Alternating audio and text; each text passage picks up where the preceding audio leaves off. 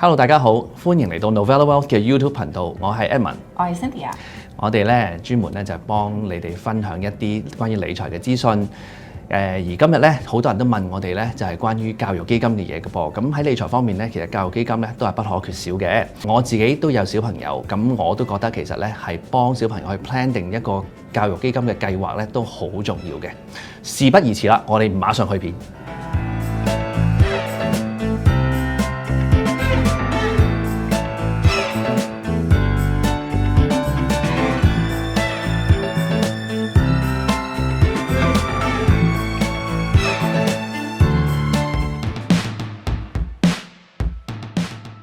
喂 Evan， 其實你有冇試過咧去買嘢嗰陣時咧，見到有啲 gift card 可以用80蚊嚟買100蚊價值嘅咧？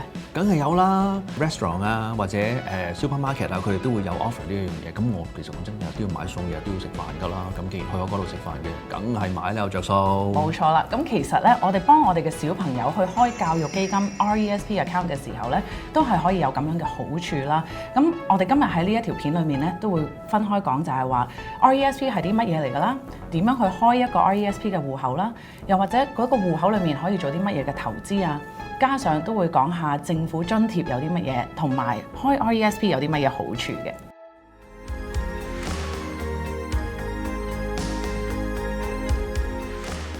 RESP 呢個教育基金計劃咧，其實咧早在1974年咧，其實已經有㗎啦。當其時咧並唔係太過流行嘅，直至到咧1998年咧開始咧，佢有呢一個政府嘅補貼咧，就各大銀行、金融機構、保險公司都開始有提供呢一個服務㗎啦。根據加拿大呢一個嘅數據顯示咧，其實今年啊 ，OK， 如果我哋一個小朋友讀一個大專院校嘅時候咧，其實大概咧係需要差唔多7000蚊一年嘅 ，OK， 咁啊4年你有數得計啦，係咪？咁啊都2萬零3萬蚊啦，其實都咁啊，仲要咧呢個數字咧係每年都會遞增1.7%。咁啊，其實10幾年後咧呢個數字差唔多變咗1萬蚊一年。呢個係你留喺度啫喎。嗱，如果出國留學嘅時候咧，真係3萬幾蚊一年㗎。我哋作為父母嘅時候，佢到期時想讀書，我又冇理由唔俾佢讀㗎，係咪先？咁到期時如果我有個準備嘅時候咧，咁就唔使咁吃力啦。喺加拿大咧，儲備教育資金嘅戶口最常見咧就真係用教育基金嘅戶口 RESP 嘅。咁因為咧其實平時如果我哋用一啲非註冊帳戶、其他帳戶嘅時候咧，每次賺咗錢咧，其實係需要打稅嘅，即係好似行前3步就退後1步咁樣樣。但係咧，如果當我哋用咗呢個 RESP 嘅時候咧，就冇呢個問題，就有呢個延稅嘅效果啦。再加上其實政府已經準備咗好多補貼俾我哋啦，喺呢個戶口裏邊，咁所以咧做呢一個 RESP 嘅帳戶嘅時候咧，就非常非常之着數啦。Cynthia， 可唔可以同大家分享一下到底 RESP 係點樣運作㗎？咁我哋開一個 RESP 嘅時候咧，都會分開幾個角色嘅。第一個咧就係個 subscriber， 即係話個申請人啦。咁其實個申請人咧就係話可能係父母又得，婆婆、嫲嫲、爺爺、公公，咁佢哋個個咧都可以係幫佢哋嘅小朋友去開一個 RESP 嘅戶口嘅。咁喺裏面佢哋就係負責去擺資金入去啦，咁佢繼續喺裏面就係滾大同埋去投資嘅。第二個角色咧就係個 promoter 啦，即係話個管理人。咁呢一個咧就係分開，即係邊一啲金融機構咧係可以去擺一啲 RESP 嘅錢入去投資，無論係基金公司啦，又或者保險公司啦，各類型嘅公司咁樣佢可以做到嘅。第三個角色就係 beneficiary 啦，呢個就係個受益人。受益人咧就係嗰個小朋友就係去攞呢一筆錢出去讀書嘅時候可以用到呢一筆錢嘅，咁呢一位就係個受益人啦。咁 RESP 咧其實咧都係一個註冊帳戶嚟嘅，同我哋之前講過嘅 TFSA 啊、RRSP 啊都係有啲規條喺度嘅。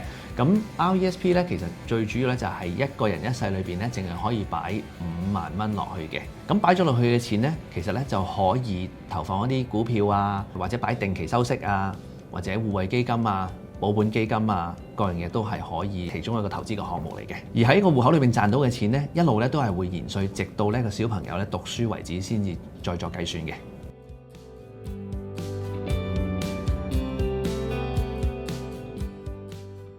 咁喺加拿大咧，一般嚟講咧，可以喺銀行啦、信託公司、證券公司同埋呢個保險公司咧，都可以開到一啲教育基金嘅戶口嘅喎。咁如果喺唔同嘅地方投資咧，就會有唔同嘅產品啦。而通常喺銀行咧，就會有定期儲蓄啦，或者呢一個嘅互惠基金嘅喎。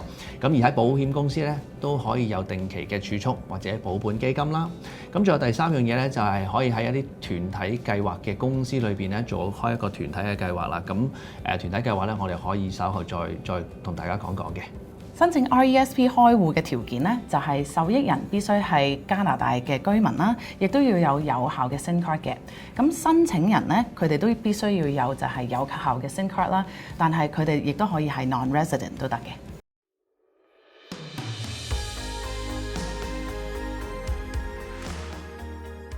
咁 RESP 咧，其實大致上咧都係分開3個類型嘅，一個就係 individual plan 啦、family plan 同埋 group plan 嘅。咁每一個 plan 咧，有好多時個家長咧都會好 confused，就係話我應該係幫我嘅小朋友開邊一種咧？咁而家 Edmund 就會同大家分享一下每一種有咩分別嘅。Individual plan 咧就係一個單獨嘅一個計劃啦。咁呢個 plan 裏邊咧就淨係得一個受益人嘅啫，咁就唔會同兄弟姊妹去 share 咗呢個 plan 啊，冇呢樣嘢嘅。咁如果話想有兄弟姊妹去 share 嘅時候咧，咁我哋咧就會講到 family plan 啦。咁 family plan 就可以多過一個受益人啦。咁而呢啲受益人咧都係一定要有血緣關係啦，會多數都係兄弟姊妹啦。咁而第三種咧就係一啲團體嘅計劃啦。咁通常咧團體嘅計劃咧就會係一啲專門做一啲 scholarship program 一啲教育基金公司去offer 嘅。咁 basically 咧就係一個小朋友咧係會擺咗入去一個 group 度，即係嗰年譬如話今年係2022年，所有做教育基金嘅小朋友咧都會擺咗喺今年嗰個 pool 嗰度嘅。咁呢個就叫做一個 group plan 啦。係啦，所以知道咗呢3類型嘅戶口之後咧，好多時啲家長就會諗啦，如果可能我淨係得一個獨生子嘅，咁我就淨係開一個 individual plan 啦。但係屋企都諗住會有多過2個小朋友嘅話咧，其實開 family plan 就可能會好啲啦。因為就算可能其中一位小朋友唔去用呢一筆錢去讀書嘅時候，咁我另外嘅小朋友都可以喺裡面用到嗰筆錢去第時去繼續去讀書。咁所以呢一個應該係最大嘅分別咯。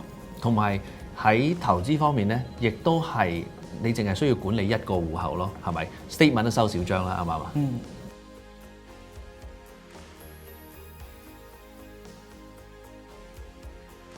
係啦，咁頭先都講過啦，我哋點樣可以用80蚊咧就可以攞到100蚊嘅 value 咧？其實喺 RESP 裏面咧就係講緊政府嘅津貼啦。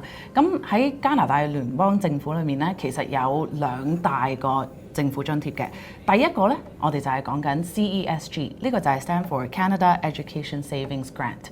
喺裏面咧，其實佢有個好好嘅好處就係話，我哋擺嘅錢入去，其實政府咧就會津貼到20%嘅。咁但係當然啦，會有一個 maximum 啦，每一年佢就淨係 maximum 可以俾到500蚊。咁喺500蚊裏面咧，其實可以攞到幾多年咧？咁喺 total 嘅 lifetime of 呢個 plan 裏面咧，可以攞到7200蚊嘅。頭先講到咧，如果例如1年我哋擺2500蚊入去嘅話，攞到20%就係500蚊嘅。咁如果上年我冇 contribute 到入去咧，其實我係可以 catch up 翻1年嘅。咁即係話，如果我可以今年擺5000蚊入去嘅話咧，咁就可以攞翻1000蚊嘅 grant 㗎啦。申請 CESG 嘅資格咧，第一就係受益人需要係加拿大嘅居民啦，第二咧就係有一個有效嘅工卡 number 咯，第三咧就係佢需要係17歲以下。但係如果個年齡咧係介乎於15至17歲嘅時候咧，咁就可能有少少複雜，咁不妨揾我哋傾傾啦。而家庭收入如果係低於10萬蚊一年嘅話咧，加拿大咧其實係有一個 additional 嘅 CESG， 但係咧 total 我哋可以攞到嘅津貼咧都係7200蚊嘅啫。好，第2樣福利咧就係 Canada Learning Bond 啦，呢個就係 CLB 啦。呢一個福利咧就係加拿大政府希望可以鼓勵一啲低收入嘅家庭，就係去幫佢哋嘅小朋友去儲錢去讀書啦。咁如果你嘅小朋友係2004年或以後出世嘅話咧，咁亦都係屋企係低收入嘅話，咁就可以 qualify 到呢一個福利㗎啦。第1年咧就會有500蚊嘅福利啦，接住就係會有100蚊一年嘅。咁一路去到小朋友係15歲嘅時候咧，咁就冇㗎啦。咁同埋喺一個 overall 呢個 plan 裏面咧 ，total 最多都係可以攞到2000蚊嘅福利嘅啫。咁每1年咧，其實政府都會再審批呢一個屋企咧，會唔會係仲係 qualify 呢一樣嘢嘅。如果你想知道低收入嘅資格嘅話咧，你可以喺呢度下面嘅 description box 嗰度撳嗰條 link 去睇一睇。而第三類福利咧，就係一個省制嘅福利嚟嘅。咁如果你係住喺 BC 省、沙省或者魁北克省嘅話咧，就會有第三個額外嘅福利啦。咁而好似我哋 BC 省咁樣樣，就係叫 BC TESG Training and Education Savings Grant。咁咧就係幫一啲2006年之後出世嘅小朋友，咁佢係有多額外嘅1200蚊係加入佢個戶口裏邊嘅。呢1200蚊咧係需要喺個小朋友6歲至到9歲嘅時候申請。咁而且咧，佢哋嘅父母同埋佢哋咧都需要係 BC 省嘅省民嚟嘅喎。咁而呢1200蚊一入咗落去嗰個 RESP 嘅 account 裏邊嘅時候咧，咁就算譬如話他日你搬走咗嘅時候咧，嗰1200蚊咧都會留翻喺嗰個戶口裏邊嘅。咁同 CLB 一樣啦，係唔需要擺任何嘅 contribution 落去，都可以得到呢一個嘅福利嘅噃。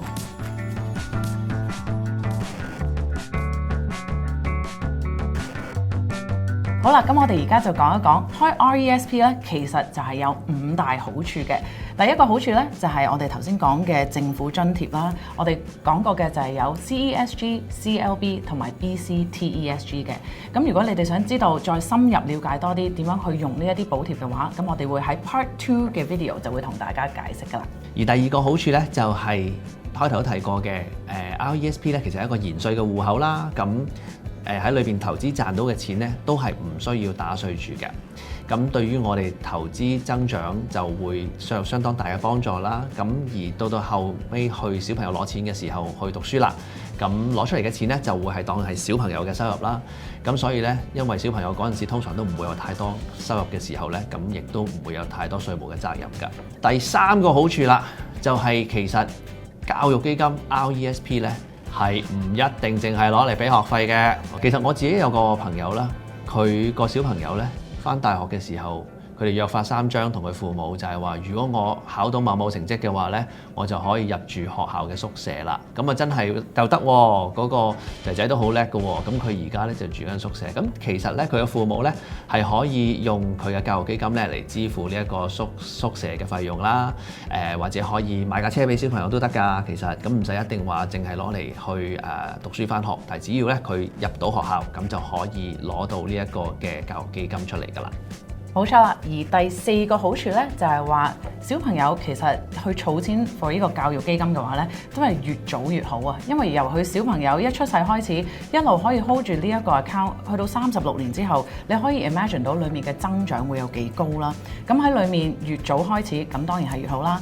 咁同埋最後嘅好處咧，就係話呢一個 account 裡面係好個靈活性好大嘅。例如我個小朋友呢一位小朋友唔返學嘅話，咁又可以留返俾我嘅佢哋嘅細佬妹去讀啦，亦都係如果真係到最尾佢哋個個都唔去讀大學嘅話，其實佢哋可以將嗰啲錢轉翻去俾佢哋嘅家長啦，而擺入去佢哋嘅 RRSP 嘅。當然佢哋要需要有足夠嘅 RRSP room 啦，去擺入去。咁但係起碼嗰啲錢儲咗入去都唔會嘥咗啊嘛。咁聽到呢一度咧，其實咧我相信大家都得到好多資料關於呢個教育基金㗎啦。咁但係其實譬如話咁，到底我有啲咩策略係需要做呢？或者仲啲補貼我仲需要知道啲乜嘢嘅呢？嗱，咁我哋嚟緊下一集咧，我哋就會再講多啲俾大家聽㗎咯。所以咧，你而家咧記住咧就係要 subscribe 同埋撳個鐘仔，咁等到下一次我哋有片出嘅時候咧，就會即刻提醒你啦。又或者而家你已經好 ready 去想知道多啲嘅話咧，你可以即刻去 scan 呢個 QR code， 咁你就可以預約一個20分鐘嘅 consultation 同我哋去見一面㗎啦。咁我哋下次見啦，拜拜。